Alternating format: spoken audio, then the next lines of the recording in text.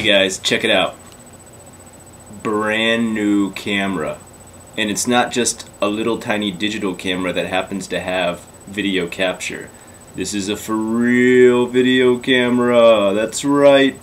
Unrested's getting professional. Brand new camera. But today it's raining outside.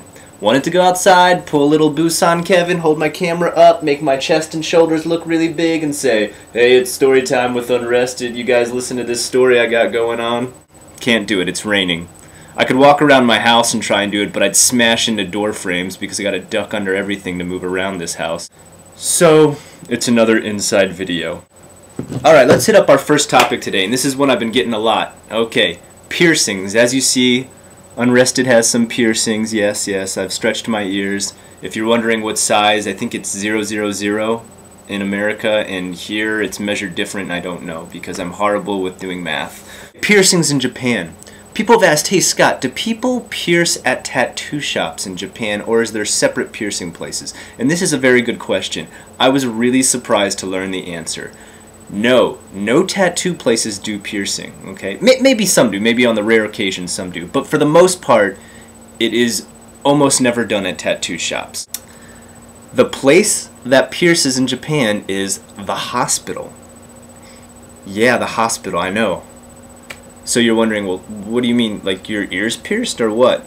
No, actually the hospital will do any kind of facial piercing. Now they won't do anything kinky or crazy, okay? So don't go in there asking for the Prince Albert. If you don't know what that is, go ahead and look it up online and be horrified.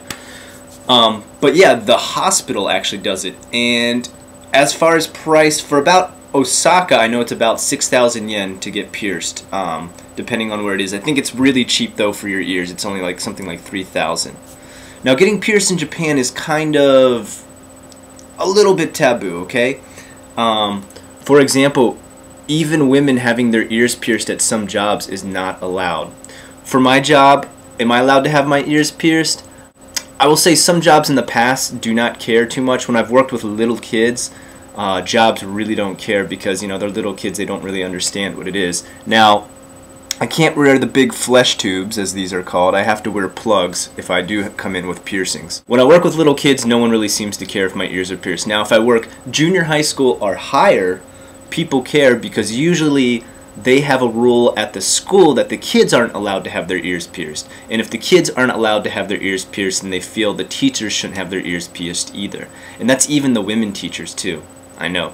I'm surprised. As for like body modification piercings, those are really rare in Japan. I haven't seen too many. Now maybe Tokyo has loads more than Osaka, but Osaka really doesn't have that many. I've only seen a little bit, and they were actually done at a place that was kind of an underground body modification place, which I don't know about you, but sounds a little bit sketchy when it comes to sterilization. So if you really want to get body mod stuff, I would suggest you do it in your own country. It's not regulated here like it would be in other countries. So maybe I wouldn't suggest that. But piercings you can get done at the hospital, which is kind of strange. Okay, another good question I've gotten is sports. Asking about sports. Are Japanese people excited about sports like other countries? And I will say definitely yes to that, okay?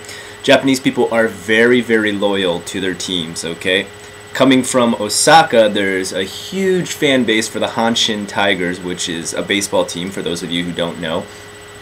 Japan is very into baseball, and as you know, they're quite talented when it comes to baseball. People get really excited about their teams, and one thing I think is really cool is if you go to a game here, at least a baseball game or a soccer game, the only two things I've really been to, there is a lot of rallying for their team, but at the same time, they tend not to boo the opposing team, okay?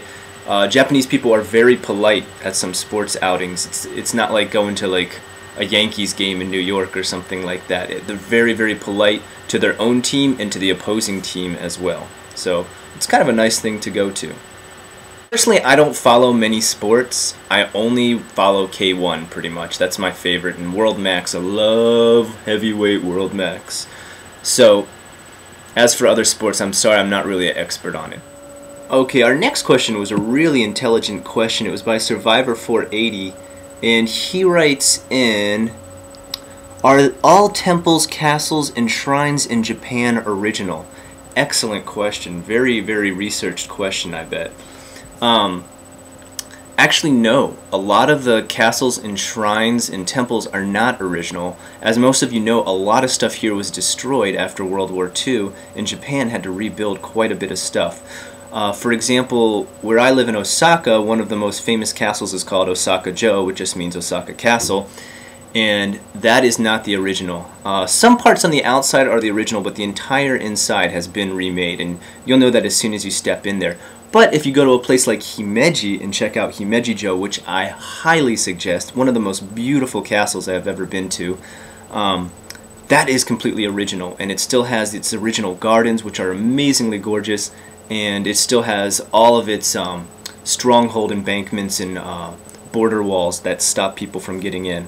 So you should definitely come check those out, and even come check the ones out that have been rebuilt, because they're still beautiful inside and outside.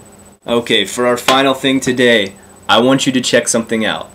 If any of you know Betamax DC, okay, the king of Japan comedy, alright, him and I have partnered up to make a channel, Epic Media Fail. Okay, check that one out. It's not quite about Japan or anything like that, but it mostly deals with media reviews, so as far as games, manga, anime, movies, and it'll be movies from past, present, future, anything we want to do pretty much. It's going to deal highly just in being comedic about our reviews and dissing stuff we don't like, approving things we do like, and giving you some inside information on maybe underground or indie Japanese films or games as well, so it might be pretty interesting for you to check out. Thanks for watching again. I'll see you next time on Japan's Frequently Asked Questions.